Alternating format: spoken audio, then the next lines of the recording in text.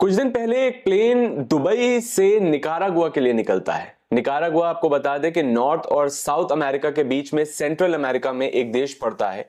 और जब ये प्लेन एयरक्राफ्ट निकलता है निकारागुआ के लिए तो बीच में होता है ना, कई बार प्लेन रुक जाते हैं कुछ हॉल्ट के लिए, टेक्निकल हॉल्ट के लिए या फिर फ्यूल भरवाने के लिए। तो इसी तरीके से ये प्लेन भी रुकता है फ्रांस में।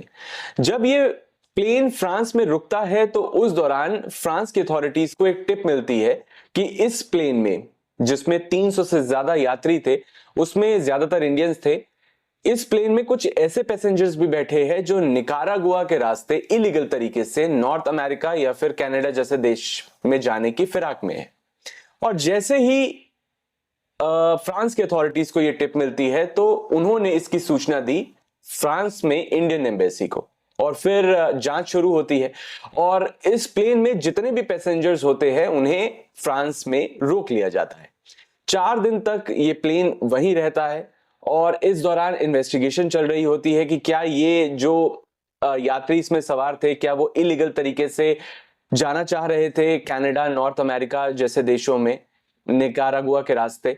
अब आप ये समझ लीजिए कि जैसे मान लीजिए कि किसी व्यक्ति को अगर भारत आना हो और उसे भारत आने में मुश्किल हो रही हो या वो लीगल तरीके से भारत ना आ पा रहा हो, तो वो नेपाल या बांग्लादेश के रास्ते अगर भारत में घुसने की कोशिश करता है तो उसी तरीके से बहुत सारे भारतीय, आपने हाल ही में फिल्म देखी होगी डंकी, जिसमें ये दिखाया गया है कि जो लोग लीगल तरीके से या फिर जो लोग केपेबल इनफ नहीं है अमेरिका या कनाडा या फिर यूरोप जैसे देशों में जाने के, वो क्या करते हैं, वो इलीगल तरीके से डंकी के रास्ते से जाते हैं। और इस तरीके से जाने को, इलीगल तरीके से ट्रैवल करने को डंकी कहा जाता है। तो ये जो प्लेन था ये भी एक डंकी फ्लाइट ही बताई जा रही थी। आरोप ये लग रहा था कि इसमें ज्यादातर जो पैसेंजर्स थे वो निकारागुआ, जो कि सेंट्रल अमेरिका में एक देश पड़ता है, वहां पर जाने वाले थे।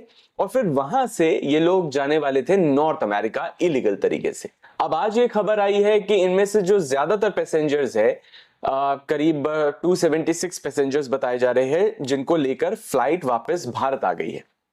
अब आप ये समझिए कि देखिए, इलीगल तरीके से जो लोग जाते हैं वो अपनी जान जोखिम में डालकर जाते हैं। और हाल में जो ये फिल्म आई है डंकी, उसमें भी दिखाया गया है कि जो लोग वैध तरीके से, लीगल तरीके से यूरोप या फिर कनाडा या फिर अमेरिका जैसे देशों में नहीं जा पाते, वो डंकी के थ्रू जाते हैं। और ये बहुत ही अपने आप को रिस्क में डालने वाली बात होती है, लेकिन लोग मजबूर है ऐसा करने के लिए। अब खास तौर पर इंडिया में ये तब देखा गया जब देखा गया पंजाब में, क्योंकि पंजाब एक एग्रीकल्चरल स्टेट है जहां पर लोग कृषि पर ज्यादा निर्भर है। और कुछ साल पहले, मतलब दशकों पहले, जब लोगों ने बाहर जाकर बसना शुरू किया और पंजाब के लोगों ने ये देखा कि जो लोग बाहर जा रहे हैं उनका लाइफस्टाइल बेहतर हो रहा है, वो जाकर छोटी मोटी नौकरी भी करते हैं तो अच्छा पैसा कमा लेते हैं, तो उन्होंने ये सोचा कि क्यों ना हम भी बाहर जाए। अब जो लोग लीगल तरीके से, जो लोग अपनी जमीन बेच देते हैं पंजाब में, या फिर जो लोग फाइनेंशियली केपेबल होते हैं वो तो बाहर चले जाते हैं, या जिनके रिलेटिव्स अब्रॉड में रह रहे हैं वो लोग वहां चले जाते हैं। लेकिन जो लोग नहीं जा पाते वो फिर इस तरीके के इलीगल तरीके अपनाते हैं और अवैध तरीके से बाहर जाने की कोशिश करते हैं।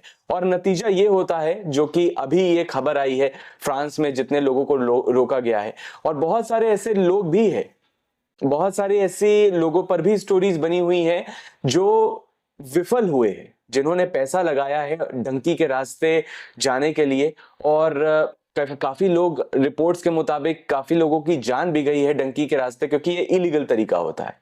अगर आप किसी देश में अवैध तरीके से जा रहे हैं, घुसने की कोशिश कर रहे हैं, तो बहुत सारे रिस्क इन्वॉल्व होते हैं। और मेरे ख्याल से आपने हाल ही में जो ये फिल्म आई है डंकी, उसमें देख लिया होगा कि किस तरीके के रिस्क इन्वॉल्व होते हैं जब आप इलीगल तरीके से वाया एक देश से दूसरे देश और दूसरे देश से तीसरे देश होकर जाने की कोशिश करते हैं। तो ये भी जो इस एयरक्राफ्ट में पैसेंजर्स थे वो भी कुछ इस तरीके की कोशिश कर रहे थे, ऐसे आरोप है।